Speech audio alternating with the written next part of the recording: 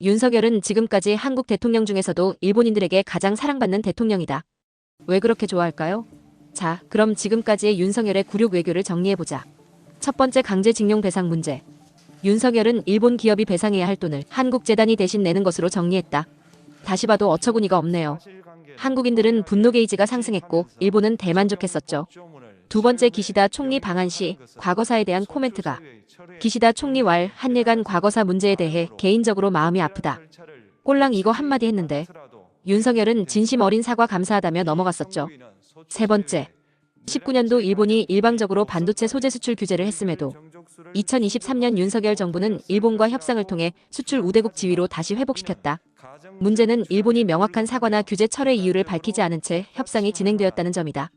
네 번째, 일본의 후쿠시마 원전 오염수 해양 방류 계획에 대해 한국 정부는 강력한 반대 의견을 표명하지 않고 오히려 과학적으로 안전하다는 일본 측 주장에 동조하는 모습을 보였다. 이에 대해 국민, 특히 어민들과 환경단체들은 강한 불안감을 나타냈다. 한국 정부가 일본의 입장을 대변하는 듯한 태도를 보인 점에서 국민 건강보다 일본과의 관계가 더 중요한가? 라는 비판이 나왔다. 다섯 번째, 독도는 일본 땅이라고 강하게 주장하는 가운데 한일 군사협력 강화 체결. 지소미아 한일 군사정보보호협정 정상화 추진은 일본과의 군사적 협력을 확대하는 조치였다. 그러나 과거 일본의 군국주의 역사와 독도 문제 등을 고려할 때 이에 대한 국민 정서적 반감이 컸다.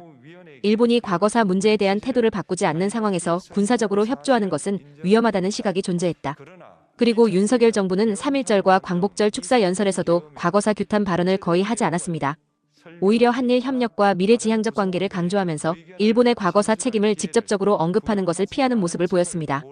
다시 봐도 화딱지 나는데 이따위로 하니 일본인들에게 사랑받을 수밖에 없겠죠? 그럼 탄핵에 대한 일본인들 반응을 보겠습니다. 수많은 죄를 안고도 사기 대통령처럼 행동하는 자가 대통령이라니.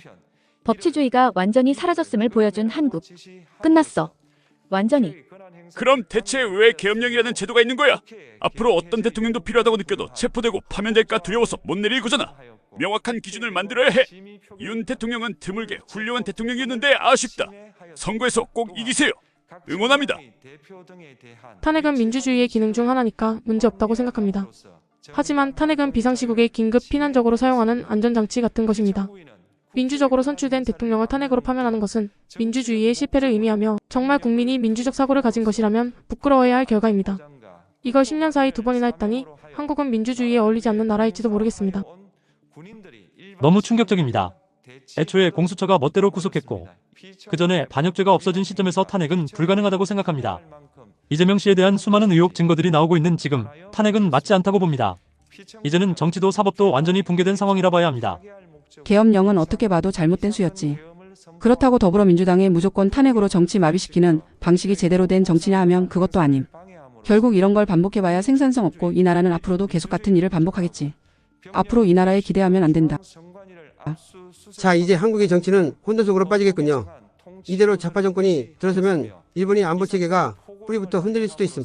게다가 미국은 트럼프가 대통령. 이 국난을 어떻게 극복할지 중국, 북한, 러시아는 동아시아 정세에 더 활기를 띨 것 같네요. 역대 한국 대통령 중에서는 비교적 괜찮은 대통령이라 생각했는데 아쉽네요. 한국 국민이 선택하는 일이니 일본은 침착하게 상황을 지켜보는 게 좋겠지요.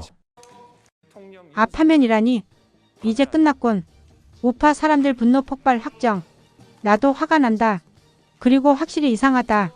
다음 선거에선 압도적으로 재선되길 바랄 수밖에 없다. 친일 성향 사람들에겐 분하겠지만 감정은 안으로 삼키고 꼭 재선되도록 힘내주세요.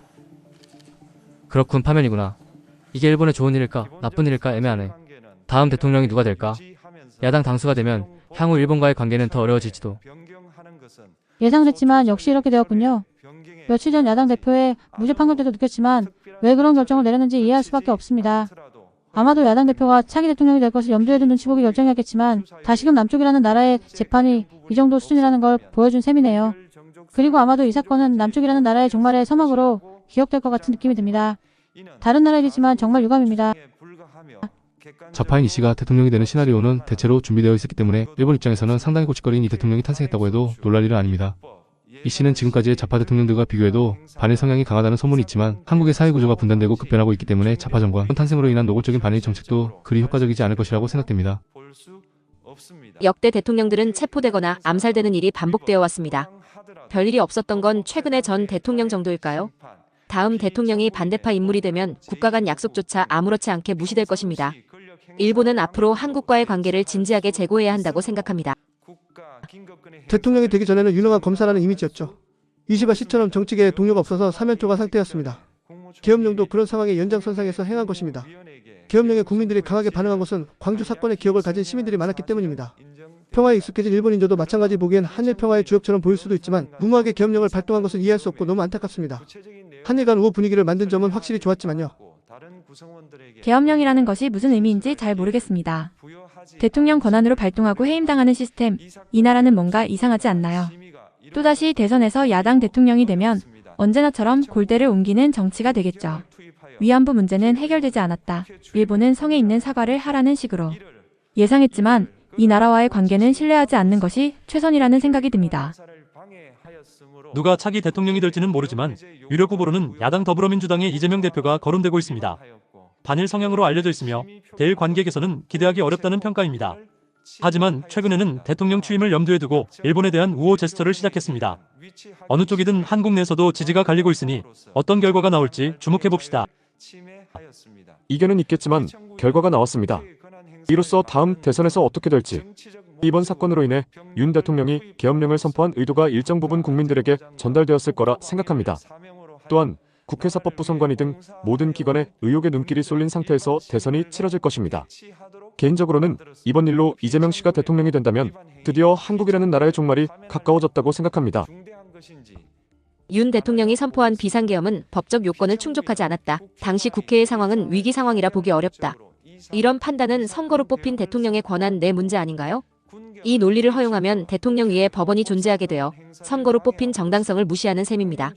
끔찍한 판단이라고 생각하는데 나라가 다르면 옳다고 여겨지는 기준도 다른 걸까요? 한국의 사법부는 더 이상 답이 없네요. 이대로 좌파 정권이 탄생하면 눈 뜨고 보기 어려운 상황이 될 것입니다. 그건 한국만의 문제가 아니라 일본의 안보도 위태롭게 만들 수 있기 때문에 대선에서 반드시 올바른 판단을 해주었으면 합니다. 원래 대통령 권한에는 계엄령이 있는 거죠. 윤 대통령은 그 필요성을 느껴서 발령한 거겠죠. 한국 야당 세력이 강하게 압박하면서 북한화를 기울고 국회 심의도 제대로 되지 않았던 것이 원인으로 윤 대통령은 한국 국민에게 도움이 되지 않으니 일수하자고 생각한 거겠죠. 하지만 그 의도는 결국 국민에게 전달되지 않았고 애초에 그것들에 대한 수사권도 없는 곳이 개입한 거죠. 이제 한국은 북한화와 반일로 회귀하고 경제도 정체되며 미국과의 관계도 악화되겠네요. 삼권 분립이 제대로 기능하고 있다는 건 한국 국민에게는 좋은 일이라고 생각합니다. 새로운 대통령이 문재인 전 대통령의 후계자 같은 인물이라면 한일 관계는 파탄날 수도 있지만 설사 그렇다고 해도 선택하는 것은 한국의 유권자입니다. 일본으로서는 밖에서 지켜볼 수밖에 없죠. 이걸 보면 법이란 게 없는 나라 같다는 얘기죠. 다른 사람도 말했듯이 법치국가가 아니라는 걸 의미합니다. 더 거칠게 말하면 북한처럼 되어도 상관없다고 국가도 국민도 생각하고 있다는 것이겠죠. 지금 대통령이야말로 한국의 플러스가 되는 사람인데 말이에요. 눈앞의 일밖에 보지 못한다면 그건 곧 종말을 의미합니다. 그렇게 말하자면 지금의 일본도 좋지 않은 방향으로 가고 있긴 하지만요. 일찍은 와서 보면 계엄령은 과했었다고 생각합니다.